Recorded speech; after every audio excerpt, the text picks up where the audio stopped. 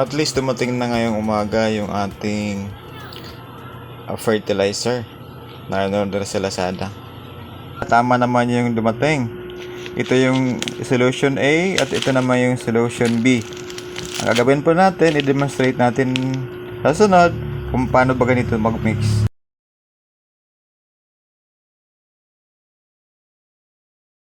Ayan, na-convert na natin.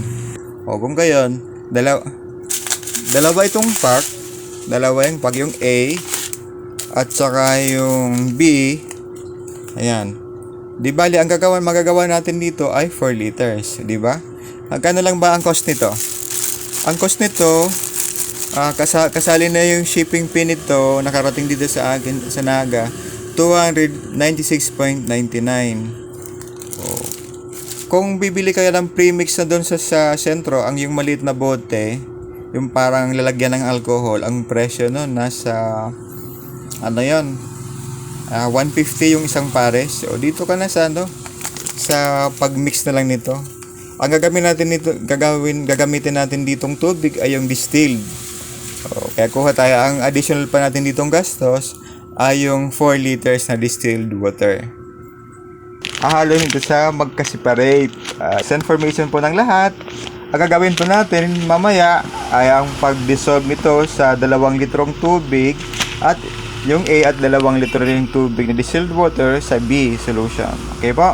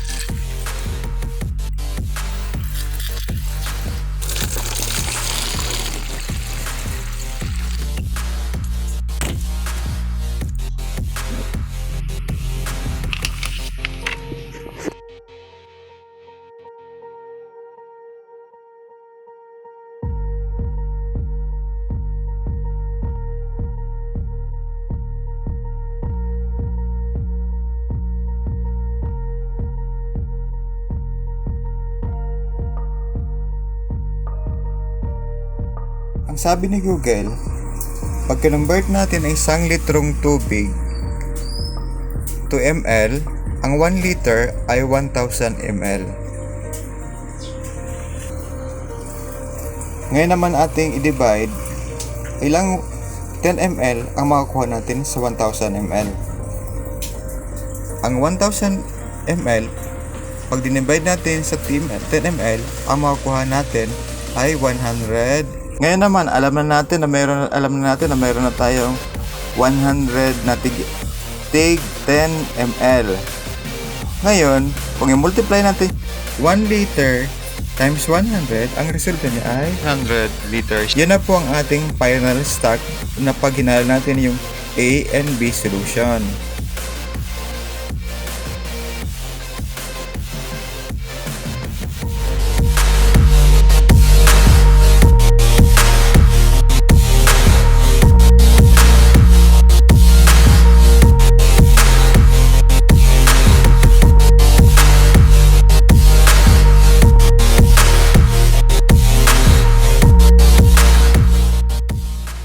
Good morning mga ka-BSS!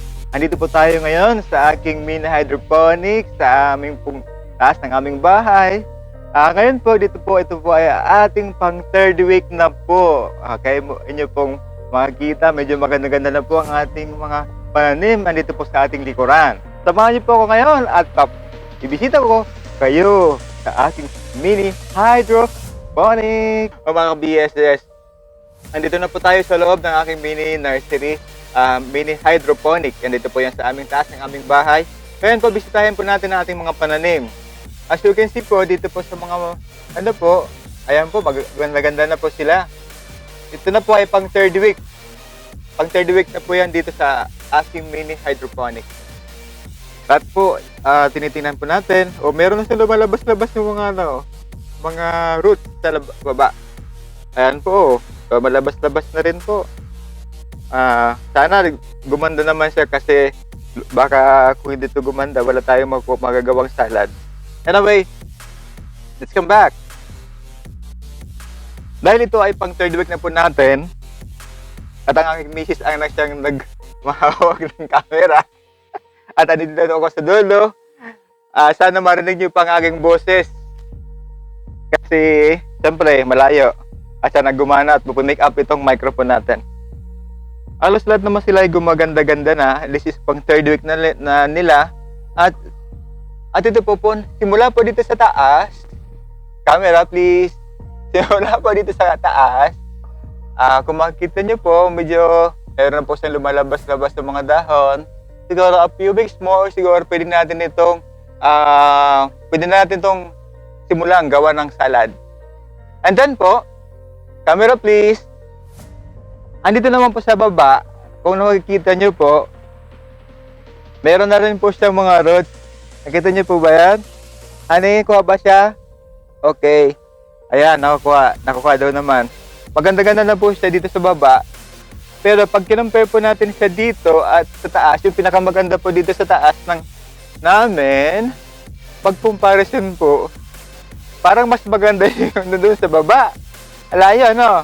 O baka nagsisimula pa lang siya mag-grow. Anyway, ito ang ating, di ba, part ito ng ating mga observation. Titingnan natin kung alin bang mas magandang palakihin. Dito ba sa styro cup o dito sa plastic cup na nakalagay lang doon sa sponge. Anyway, pares naman yung dalawang ito nakalagay dito lang sa mga sponge. Kita niyo po sa loob. Zoom in please. Ay, hindi. Maiksi ang kamay. Anyway, ayan po ang itsura niyan. And then po, since ito ay pang third week na po, at parehas ang dalawang ito nakalagay lang sa styro, pero pag ang dalawang naman ito, meron naman siyang pagkakaiba. Kuha po tayo dito. Ito naman po, tingnan nyo po, ito pong plants na to, i-compare po natin dito sa kabila. Medyo malaki rin na naman ang pagkakaiba. Ano kaya yung nangyari? Alam niyo po ba kung bakit naiba ang performance ito at doon sa kabila? Ganito po kasi yan. Noong mag-start ako, meron akong maliit na pump doon. Di ba nasabi ko na rin yan about dun sa pump? Meron dito maliit na pump. Ito po siya. Pag mainit po ang panahon, yung tubig dito sa loob mismo ng styro nito, ay pinapaikot niya yung tubig. Pero mayroon siyang circulation. Kaya nangyayari, malakas ang aeration dito sa loob at gustong-gusto naman ng pananim. Kaya tingnan nyo naman, mas maganda ang performance dito kumpara mo doon sa kabila.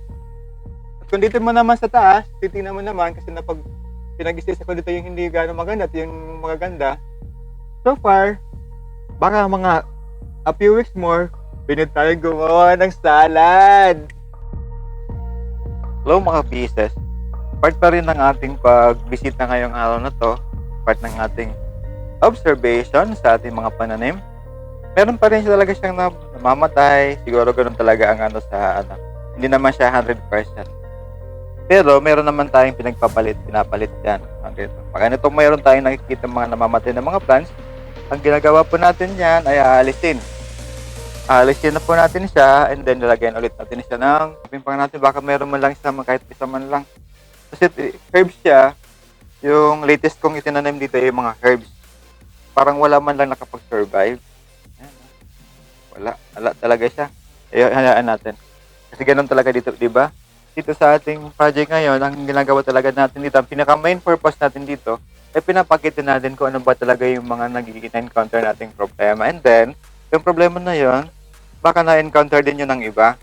At yun ang ating mga gagawa ng mga solusyon. Let's see, di ba? Pag ganito, halos wala na siya. Alisin na natin.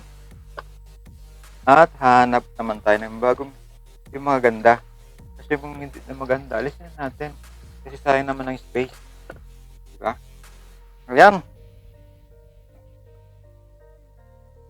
At anyway, di ba napagpilian ko naman talaga ito na last week pa. Yung mga hindi magaganang mga ganda dito sa may side na to. Sa side na tangkay sa taas.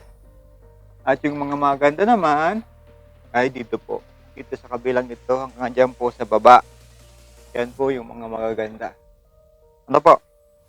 Nakita din na naman po yung ito ng ating mga lettuce ngayon and at third week. So far, sana meron siyang magandang may bigay sa atin, di ba? Para makapagawa naman tayo ng salad. Kasi ni-miss ko na yung magawa ng salad na sa lettuce. Sarap po siyang lettuce kainin. At malay natin, meron namang gustong bumili sa atin. Let's say, i-post natin sa Facebook. Baka merong gustong bumili sa atin. Hindi pagbigyan natin, di ba? Share. Pero dapat magbayad naman kayo. Mahirap ang magpalaki ng lettuce at medyo may gastos ng konti. Pero ang gastos naman na yun, part na yun ng ating observation, di ba? Paano natin masubukan kung talagang pwede itong maging business in the future? Kaya, ang una muna lang gagawin, subukan natin try and try para makita natin ang mga pwede nating posibleng maging extra hanap buhay dito sa lungsod, di ba? Mga ka-BSS, nakita na nyo po yung ating mga pananim, ilibot ko na ulit kayo doon. Meron na naman tayo doon ng mga pananim na hindi gaano kagandahan ang naging resulta. At meron tayo doon ng mga herbs na inilagay. So far, wala po silang nabuhay. Ewan ko ba kung bakit. Siguro, ganun talaga. Try and try para naman makita natin kung ano ba talagang possible at hindi possible doon sa ating mini hydroponics. Huwag niyo pong kalimutan mag-subscribe sa aking channel, Buhay Sari-Sari BSS TV. Ayan po, bye-bye. At huwag niyo rin kalimutan mag-subscribe. Please, please, please, please. Bye.